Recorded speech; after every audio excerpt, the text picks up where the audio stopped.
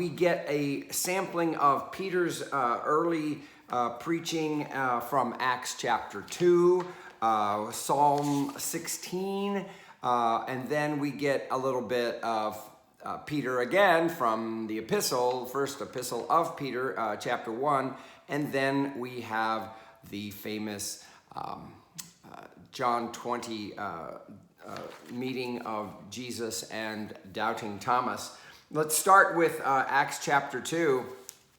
Acts chapter 2 is, so always got to keep in mind, Acts was written by Luke, right? So it's almost considered to be like his second volume of his gospel. Now, that being said, a lot of what we get in Acts isn't so much an example of the person who's speaking as much as we are getting Luke. And Peter's preaching is no different. Now, in Acts chapter 2, it might sound familiar because that is the passage that has the that recounts the day of Pentecost, the one that happened the 50th day of Easter.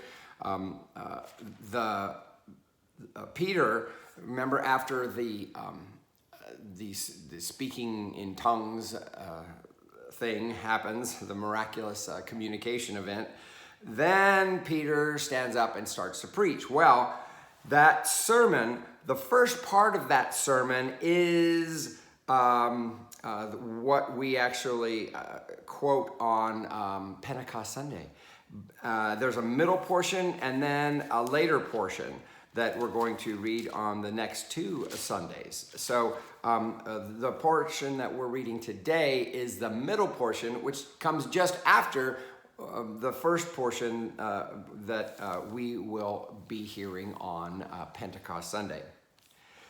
And it starts in verse 14. But Peter, standing with the 11, raised his voice and addressed them. Luke is very clear to give us the count that it's only 11 standing with the 11, because he had already talked about the losing of Judas and the replacing of him with Matthias.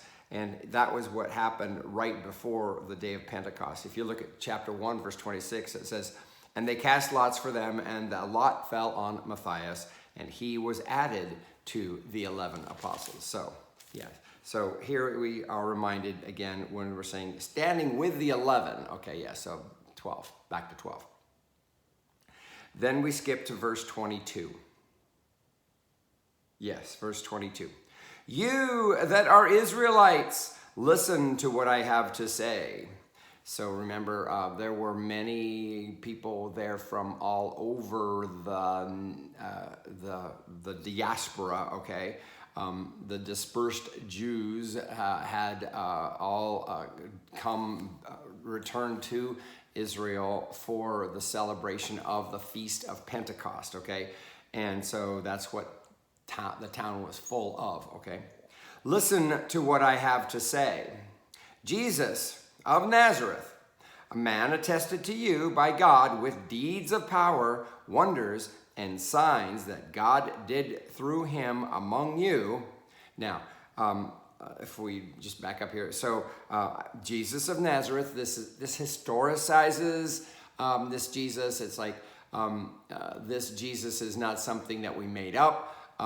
He is actually from someplace. You could actually point to it. He's not a figment of our imagination.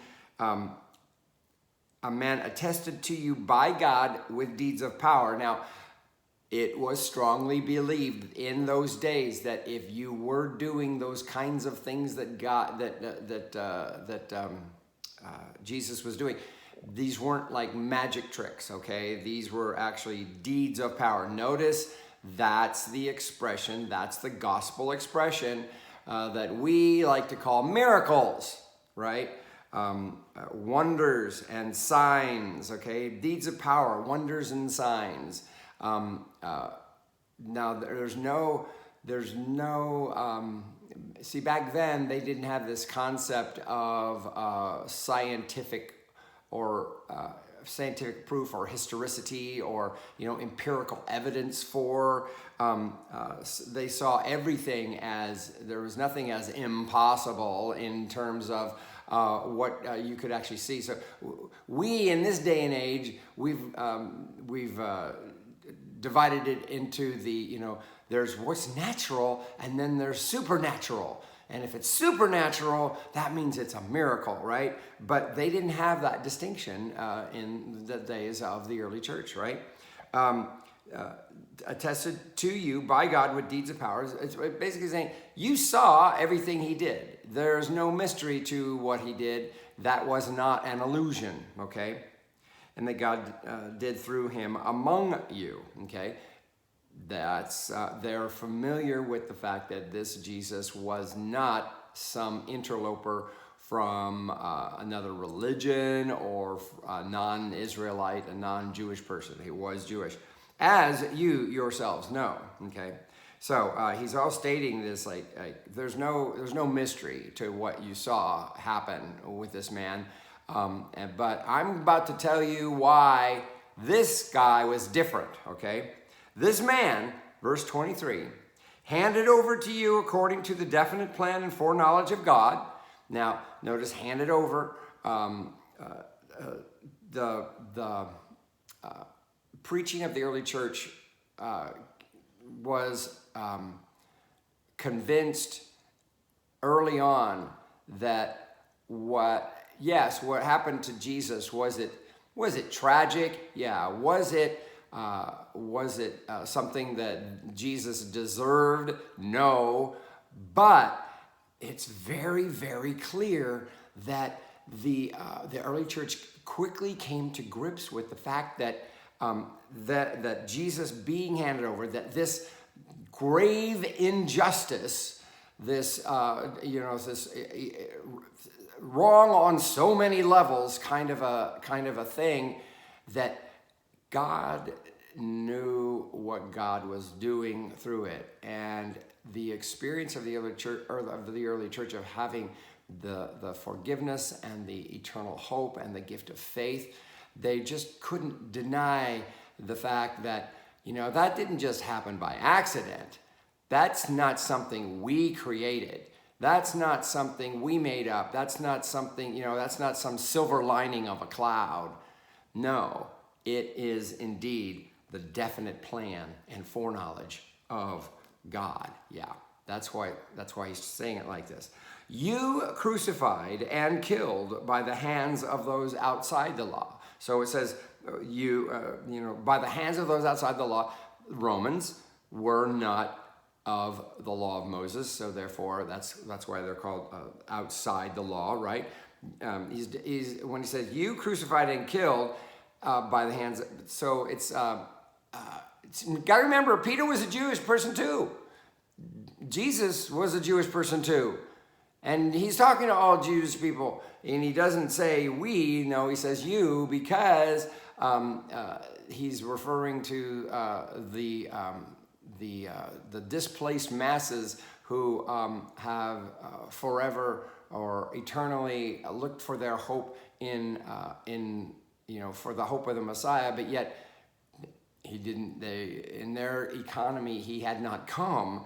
Well, you crucified and killed by the hands of those outside the law meant that there was a non-recognition of his messianic personhood and Son of God status, right?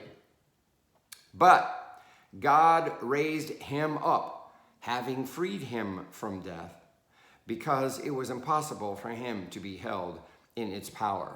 So notice the confession that we hear here is that Jesus didn't rise up on his own. God raised him up, right? Having freed him from death. So to be free from death means that death no longer has any control. That's what resurrection is. Resurrection means that there's no more death. Death is gone. Death is no longer a purveyor of the reason why we do things. We no longer fear death.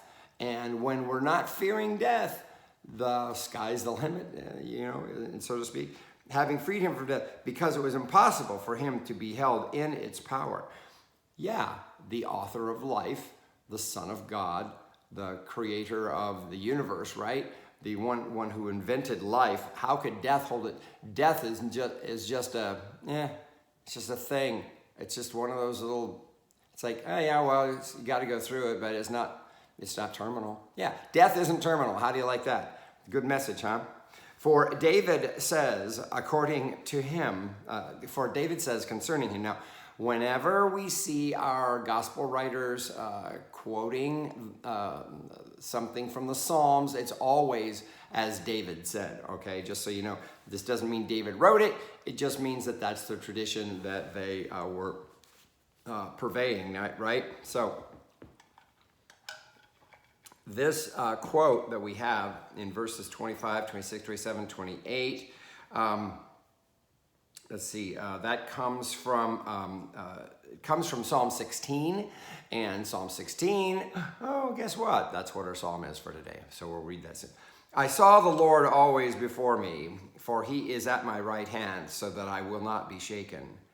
Therefore my heart was glad, and my tongue rejoiced. Moreover, my flesh will live in hope. For you will not abandon my soul to Hades, or let your Holy One experience corruption. Yeah, notice this expression. This is one of the things that had the early church see in the resurrection of Jesus, that there was a descent to, and in the old version of the Apostles' Creed, descend to hell. And this is where this is the seedbed for that, okay? Or let your Holy One experience corruption. By the way, they're not Hades is not hell in the terms of the psalmist, but we'll get to that when we talk about the psalm. You have made known to me the ways of life, and you will make me full of gladness with your presence. Many of the Psalms were interpreted to be messianic in nature, okay?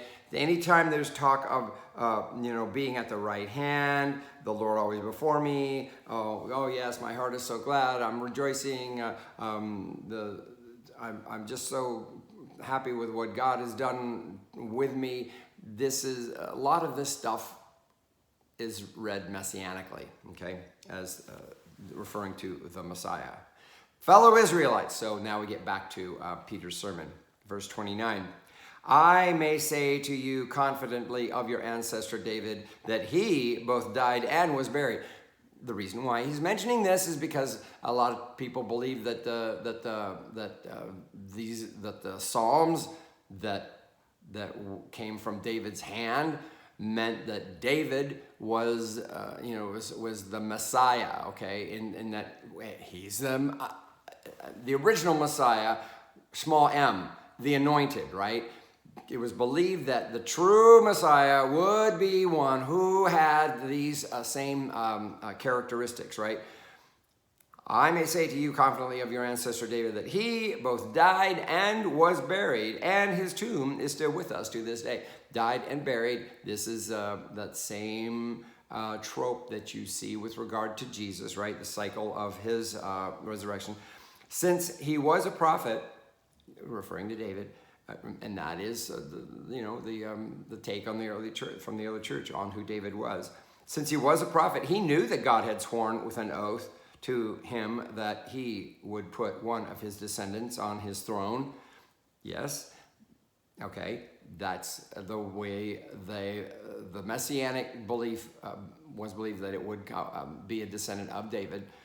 Foreseeing this, David spoke of the resurrection of the Messiah. So now he's going to quote another psalm. Now this is verse 31, and this is where our reading will end. But the Messiah, there was this assumption that it would come from David. What was a verse? I think it's Psalm 132. There's a psalm. there's a psalm. He was not abandoned to Hades. No, oh no. Well, this is the same quote back from Psalm 16. I'm sorry. He was. Yeah, foreseeing this, verse 31. David spoke of the resurrection of the Messiah, saying, "He was not abandoned to Hades, nor did his flesh experience corruption." That is his thing he plays, the verse he replays from verse 16, or from Psalm 16 that he quoted back in verse 27, right? Saying that again as like that, he points to that and said, that's what's referring to the resurrection of the Messiah. Well, here's his point with all of this. This Jesus, last verse, this Jesus, God raised up, and of that, all of us are witnesses. This is the testimony of the early church, that this is a very good example of the early kerygma, which is the Greek word for preaching, but it's a message it's that basic nut of communication that the early church was clinging to, that it would put out there in all of their sermons and what have you. Now, we'll get more of that in the weeks to come. But let's go to Psalm 16. Psalm 16 is that psalm that is quoted by Luke in Acts, and coming out of Peter's mouth. Look at this. "Protect me, O God, for I take refuge in you. I have said to the Lord, you are my Lord, my good above all other." Do you see how the early church could, if you thought of David as writing these psalms, that this could be a sentiment that would be consonant with David's thoughts, right? Especially if they thought that David was conscious of his anointedship and all of that, right? Verse 2, "All my delight is upon the godly that are in the land, upon those who are noble among the people. But those who run after other gods shall have their troubles multiplied. Their libations of blood I will not offer, nor take the names of their gods upon my lips. O Lord, you are my portion and cup. It is you who uphold my lot. My boundaries enclose a pleasant land. Indeed, I have a goodly heritage. I will bless the Lord who gives me counsel. My heart teaches me night after night. I have set the Lord always before me. Because he is my right hand, I shall not fall. This is something we've seen. This is what we saw quoted in Acts chapter 2. My heart, therefore, is glad, and my spirit rejoices. My body also shall rest in hope, for you will not abandon me to the grave, nor let your Holy One see the pit. See, that's the idea of what we get translated as, you will not abandon my soul to Hades, or let your Holy One experience corruption. That's what we get in the Acts translation is the quoting of the Greek version of the Old Testament. That's the reason why the wording doesn't match up exactly. You will show me the path of life. In your presence there is fullness of joy, and in your right hand are pleasures forevermore. Not exactly the same translation we get. Psalm 16 probably wasn't originally written by David. It probably wasn't him thinking of his offspring and his messiahship, small m, and his lineage. It's probably more written by somebody who is seeking protection from God in troubled times, like we have a lot of in the Psalms, right? But it definitely took on a messianic tone with the early church. All right. Now, 1 Peter 1, 3 through 9. I'm trying to beat the shadow. See this shadow? This thing is as the sun comes, it moves it, or the sun, or or rotation, whatever it is. Anyway, it's going to get closer and closer to my face, and I want to get done with it before it wipes me out. So there you go. 1 Peter 1, 3 through 9. Blessed be the God and Father of our Lord Jesus Christ. By his great mercy, he has given us a new birth into a living hope through the resurrection of Christ from the dead. See how we got a little bit of Peter's sermon there, and this probably is very likely more authentically Peter than what we had in Acts. Okay, although it's similar, right, in terms of tone and message, but the wording is a little different, right? Blessed be the God and Father of our Lord Jesus Christ. By his great mercy, he has given us a new birth into a living hope through the resurrection of Christ from the dead, and into an inheritance that is imperishable, undefiled, and undefading, kept in heaven for you, who are being protected by the power of God through faith for a salvation ready to be revealed in the last time. Yeah, the gift of Easter is faith. I think I had a sermon once for Christmas. It's like the gift of Christmas is hope. The gift of Easter is faith. Yeah. In this you rejoice, even if now for a little while you have had to suffer various trials, so that the genuineness of your faith, being more precious than gold, that though perishable is tested by fire, may be found to result in praise and glory and honor when Jesus Christ is revealed. There was a lot of testing going on during this time that we find the first epistle of Peter written, and it appears that one of the purposes of the letter is to encourage people who are experiencing, starting to experience some sort of persecution.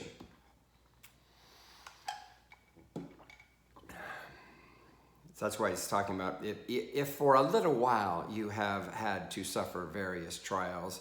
It was believed that this was just the part and parcel, like, oh, that's so sad. No, it's like, no, this is the way it has to be in order for you to prove your true mettle. Yeah, indeed.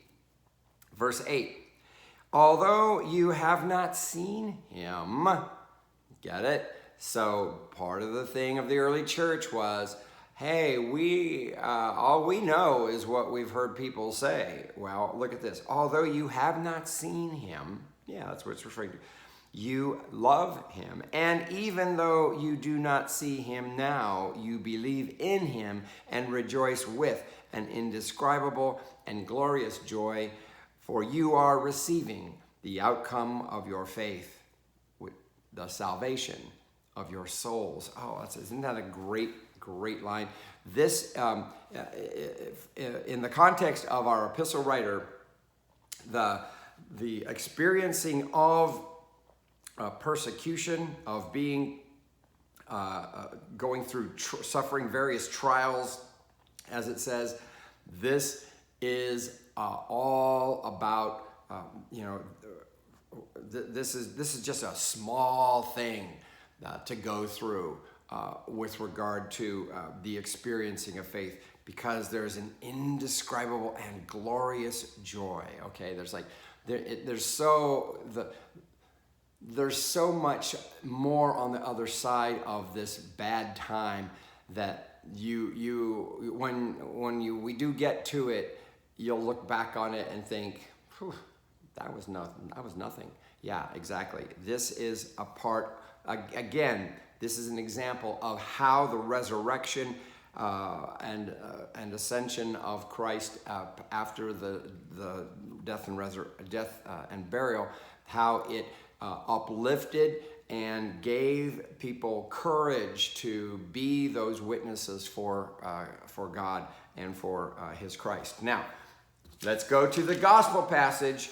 We get John chapter 20, verses 19 to 31. Now, last Sunday, on Easter Sunday, we read the first part of chapter 20, which was Jesus' appearance to Mary Magdalene in the garden. That was where the tomb was, right? Well, now we get something that happens on the evening of that day. Verse 19, as it says, John chapter 20, verses 19 to the end of the chapter. When it was evening on that day, the first day of the week, and the doors of the house where the disciples had met were locked for fear of the Jews. Now, the Jews is an expression that we have all the way through John, which is, it's not intended to be anti-Semitic or paint the Jews as bad people, because after all, Jesus was Jew, all of the apostles were Jews.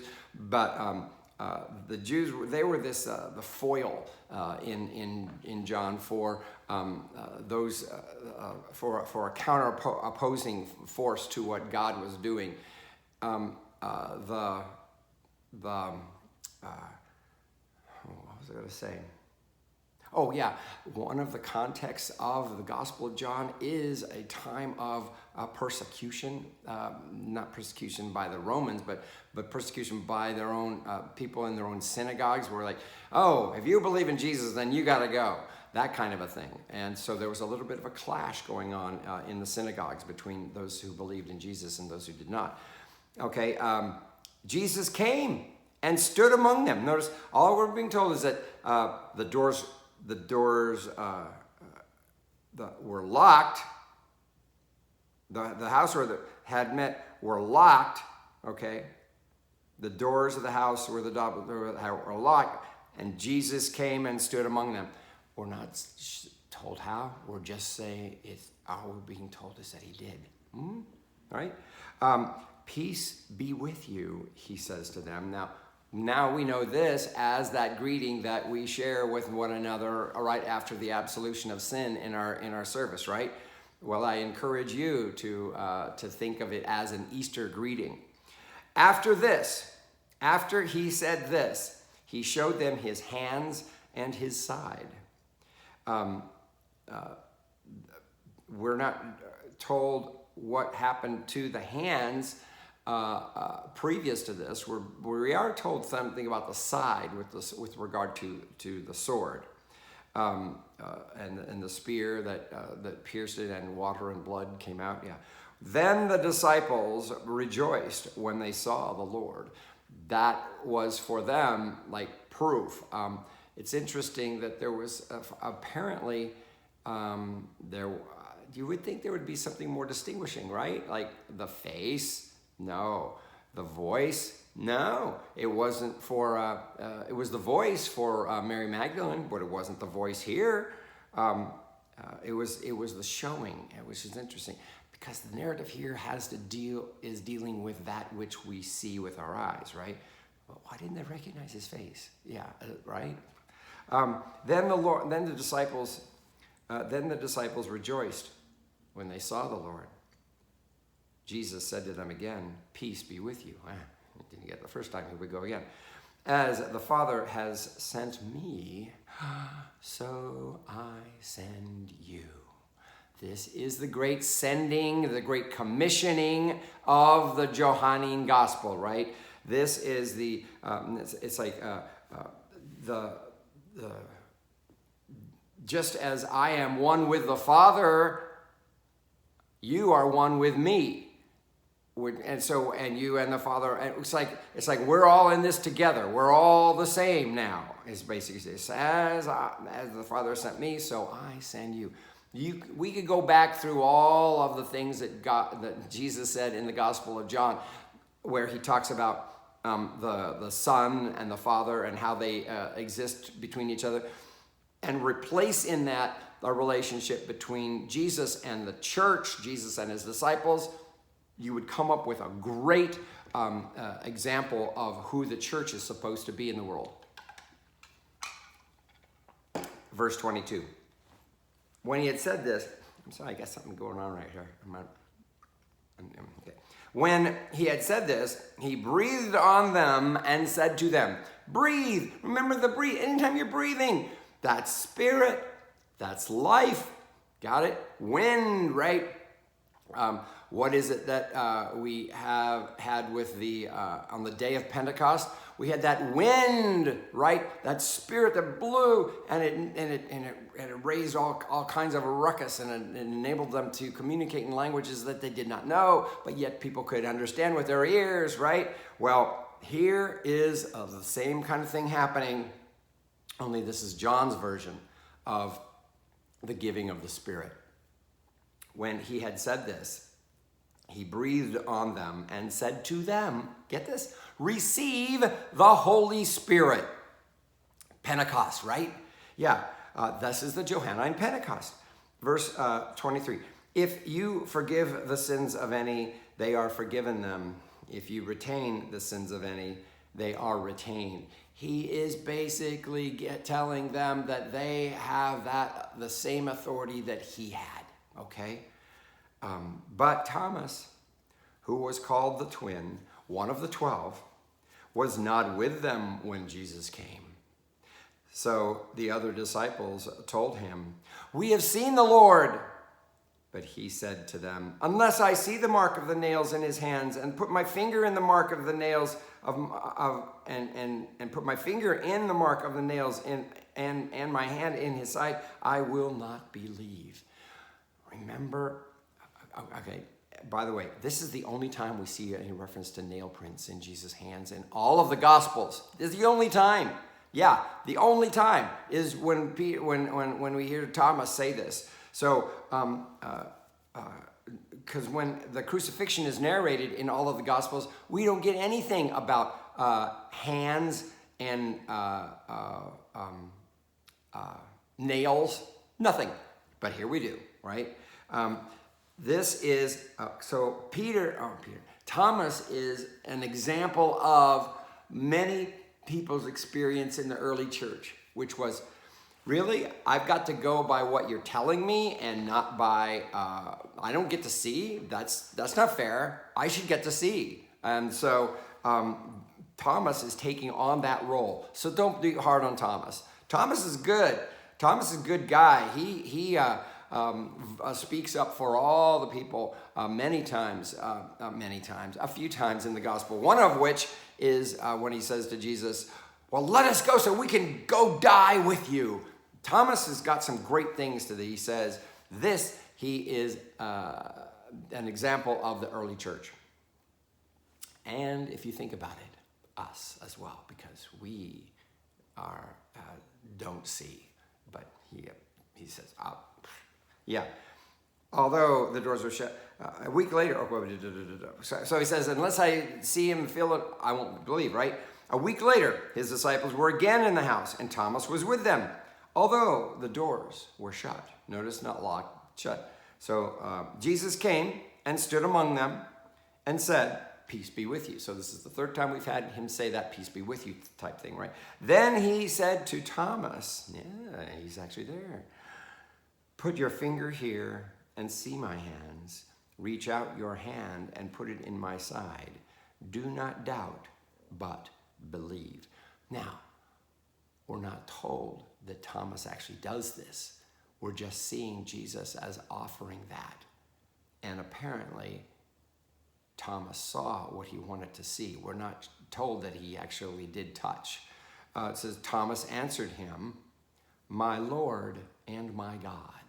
Yeah, this is the basic confession of the early church, that who Jesus is the Son who manifests God. Therefore, he is the Lord, he is God, because he manifested him in the flesh. In the Semitic mindset, this is one and the same, okay? Jesus said to him, have you believed because you have seen me? Blessed are those who have not seen and yet have come to believe. Yeah, this is what the whole purpose of John's gospel is, as we are going to be told in the next two verses. Thomas's experience is the experience of the church, and it's what gives it that gas, that pushing on the accelerator. Like we're going on into the future, because it's going to have to continue, but for on the witness of the previous people, because there's not going to be any more appearances. That's a limited time offer. It's going to be all based on testimony from here on out. Yeah. Now, yeah, isn't that wonderful? That's who we are. That's what creates the church. That's who we exist as, people who witness, people who are testifying to a reality that others haven't, that has been seen, but we don't get to see. Now, Jesus did many other signs in the presence of his disciples, which are not written in this book. Some people take this to mean that means that there was an original form of John that was just a book of signs, and that this was the last of those signs. Possibly, maybe. But this is probably the original ending of John's gospel, though. But these are written, right? These signs, these are written so that you may come to believe that Jesus is the Messiah, the Son of God, and that through believing you may have life in his name. Through believing, through faith. Chapter 21 then is like an appendix. So this is like the original ending of John's gospel, and it tells us everything we need to know about why gospels are written. They are intended to invoke belief. And faith is that gift of the resurrection, and that you have life in his name, that there's nothing else required. This is it. This is, when you find this, you found everything. Gosh, I could riff a lot about that forever and ever. But that's all I've got time for. I don't want to let this shadow go any farther. Until next time, peace.